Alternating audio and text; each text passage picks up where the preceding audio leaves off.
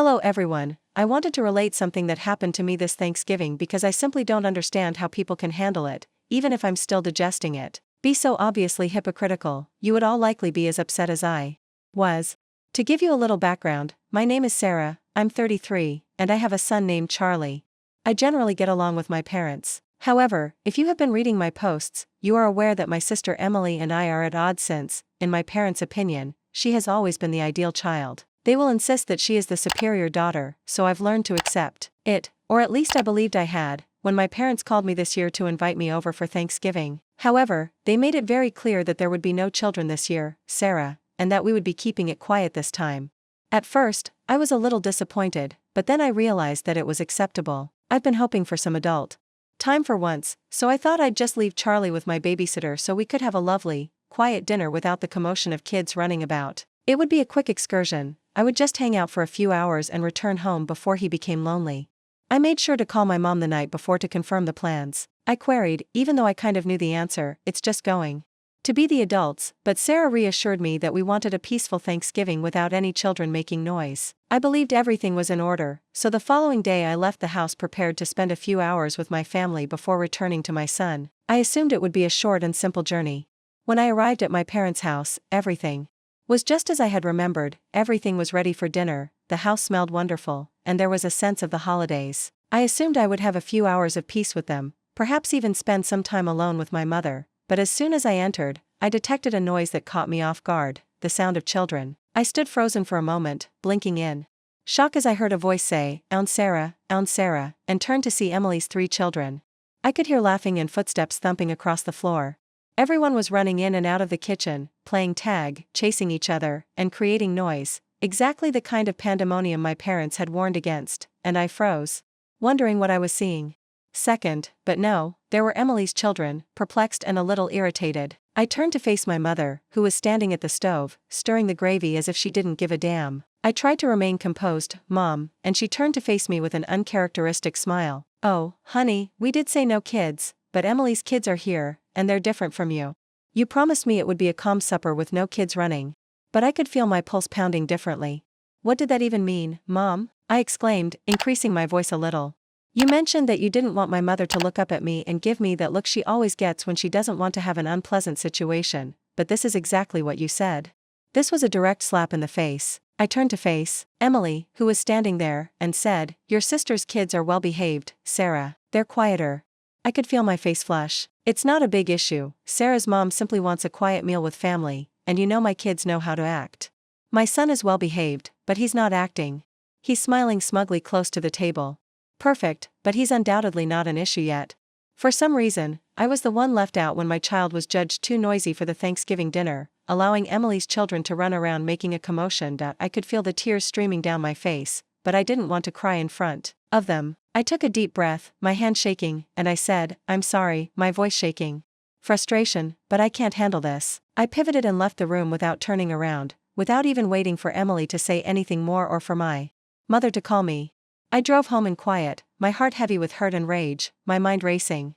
I had been treated as though my kid and I weren't even related, as if we weren't as important as I wanted us to be.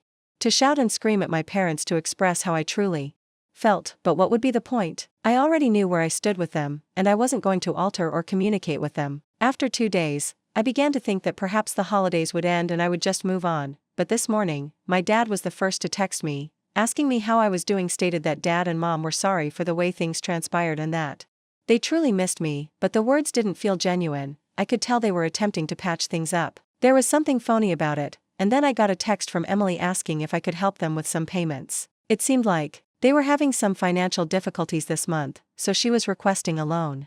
They treated me like nothing after barring me from the family meal for a ridiculous reason, and I gazed at the screen in bewilderment after they said it would only be temporary. They dared to demand money from me, and even though I was trembling with rage, I knew exactly what I had to do. I would never again allow them to control me. I sat there looking at the text. I let my rage fester for a while, wondering how they could have the G approach me for money after everything that had transpired, including the obvious hypocrisy of the Thanksgiving feast. Was wallowing in annoyance because they had made me feel inferior and ignored my son and me, and now they needed me to save them when things weren't going their way. How convenient. I took a deep breath, my fingers hesitating over my phone, knowing What I had to do because the fixer no longer constantly cleaned up everyone else's mess while treating me like an afterthought. I started texting Emily because I couldn't let this go any longer. I got your letter, and although I understand that things are difficult, I'm afraid I can't help you this time. You made it clear that my son wasn't wanted for Thanksgiving, and you've taken advantage of my generosity for too long, and I'm done. I stared at it for a moment before hitting it. I don't want to be treated like an outsider anymore. 'Cause my heart to racing, but I realized that this was the only sensible course of action, because I couldn't continue to support their actions, because I wasn't their bank or emotional punching bag. They're a doormat anymore. The response almost instantly came, Sarah, please don't be like this, your family. I didn't mean it that way, I was merely requesting a little assistance. We've always been there for you, right? I could feel my blood boiling again because they've always been there for you when you needed us. I couldn't recall a single instance in which my parents or Emily had truly had my back. Back then, they had occasionally tried, but only on their terms and whenever they wanted to appear good, and I could see through Emily's attempts to manipulate me into feeling guilty. This time, I took a moment to gather my thoughts before responding, you've never been there for me, Emily, in an attempt to make me feel terrible for standing up for myself. I won't be a part of this toxic loop any longer. In the end, you don't get to use me whenever it suits you. If you need to work things out, you'll have to do it yourself. I knew what I had just said would probably cause a commotion, so I grinned with a strange mixture of relief and annoyance. It wouldn't be simple, but I couldn't keep letting them walk all over me. And then, as if on cue, my phone started ringing. First, it was my dad, begging me to think about the family and how things used to be. Next, I didn't answer a call from my mom. The phone kept ringing, so I eventually answered Sarah, why are you acting this way? Your father and I are upset. We've always been here. At first, my hands were shaking too much, but she persisted. My mother continued, you've always been here for me, in a softer tone than I had anticipated. I responded, my voice rising with rage, you told me my son wasn't welcome at Thanksgiving, and you haven't expressed regret for it yet. You treat me as though I'm not a member of the family, but you want me to help out when times are hard. It doesn't work that way. There was a lengthy pause on the other side. Sarah, it's not like that. You've always been a little dramatic. She began, but I wasn't having any of it. At the conclusion, I heard my mom sigh, a sound I knew all too well. It was the sound of dismissal. You can't call me dramatic because I interrupted you. You told me that my K was too loud, which is the whole point of this. I've been your daughter for years, and this is how you treat me. I could hear my mother's voice cracking as she attempted to diffuse the situation. Please accept our apologies, we simply didn't want it to be too loud. Get to act like nothing happened and expect me to just let it go. I could feel the tears about to spill again, but I forced myself to stop laughing. Bitterly. You didn't want it to be too loud, but Emily's kids are allowed to run around and scream them back. I wasn't going to allow them to make me feel bad. Look, Mom, I'm done. I've had enough. I'm no longer your backup plan. Don't call when things go wrong. The connection stayed silent for a few seconds before my mother sighed once again, seemingly to let me off easy. We'll chat later, alright. Me again unless you're ready to apologize. My phone was silent after the call with my mother, but I said, yeah, we'll see, and hung up. The rest of the day went by quickly, and I went to bed feeling betrayed, angry, and fatigued. They always tried again, so I knew it was just a matter of time. It wasn't just Thanksgiving that hurt, it was everything that led up to it and the way they'd always made me feel. Feeling I was inferior to Emily because of the way they had exalted her and wanted me to play along. I was tired of it when the next message arrived, this time from Emily. Once more, Sarah, we truly need your assistance. Things are getting worse, and we have no one else to turn to. Please, just this once. I promise I'll make it up to you. I sat there for what seemed like as I continued to stare at the text on my phone. I felt as though the decision was weighing heavily on me, thickening the air around me. I wanted to say no, to cut them off forever. Walk away, but then I heard a small voice whispering in the back of my head, their family. They'll change, they need you, but I quickly reminded myself that they hadn't changed. Apologized for what they had done, but it was never about genuinely admitting what they had done. Instead, it was always about keeping their face intact. I had allowed them to take advantage of me for so long because I was scared to confront them. Putting them away entirely, but this time felt different. I set my phone on the table and leaned back in my chair, massaging my temples. I was so sick of the guilt trips and emotional games of my son was my top priority, and he needed a mother who advocated for herself. He also deserved to see that you didn't have to go out of your way to please people who didn't appreciate you. I briefly closed my eyes and reflected on how my parents had reared me for years, giving Emily everything and praising her for all she accomplished, while I was left to do it alone. When their phone buzzed again, I nearly didn't want to look. But my curiosity overcame me, and I was forced to battle for the scraps rather than being the family's black sheep. Then I opened it to see another note from Emily. Sarah, I apologize for the way things turned out. I didn't mean to offend you. Things have been difficult lately. She was attempting to guilt trip me once more, and the words hit me like a blow to the gut. Kids, the house, everything, I'm trying, but I don't know what to do. I need you, we need you, please, made me feel as though I was the one who abandoned her, even though she was the one who abandoned me. How many times have I heard the phrase, we need you, just to be ignored? When it came time to step up, I wasn't going to fall for it this time. I had to stand my ground and be solid for my son. I took a big breath and typed my apology. I've helped you previously, but I'm done now. I have to take care of my own needs. Emily, you've made it clear that I'm not welcome when things aren't going your way, so I'm not going to keep enabling this. That doesn't include being the person you go to in times of need. You've made your decisions and must now live with them. I hit him without turning around, and it felt both freeing and terrible. A few minutes later, my phone buzzed again, and it was my mom, Sarah. What's going on, and why are you there? I understood that this was the tipping point, the moment that could alter everything. Blocking us out. We're family, and we've always supported you, even when you didn't ask. I took some time to read the post, allowing the words to sink in. They always pretended that I owed them something, as if they had done so much for me, but in fact, it was the same old story, which I had heard so many times that it hardly registered anymore. At the very least, I took a deep breath and called my mother. I couldn't continue texting back and forth. I needed to hear her voice one last time and hear how she would attempt to coerce me into Sarah. I don't see why you're doing this, we've always been there for you.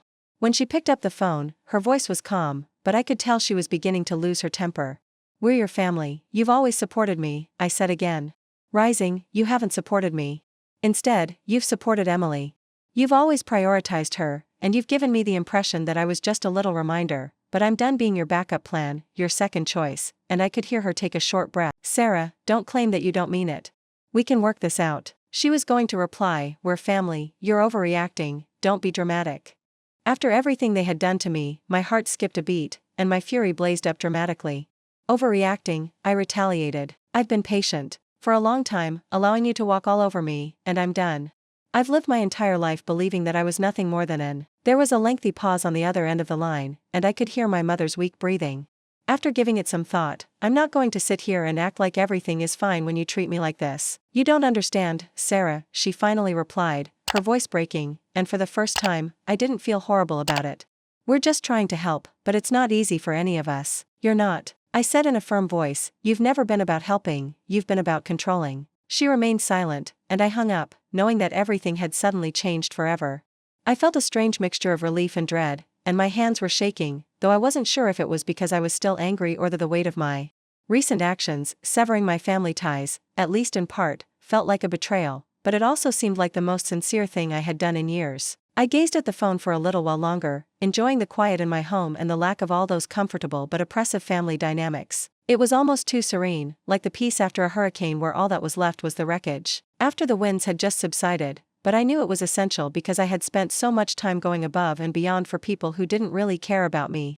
And now I was at last advocating for myself, prioritizing my son, and refusing to let my own family keep bringing me down with their demands, guilt trips, and favoritism for years.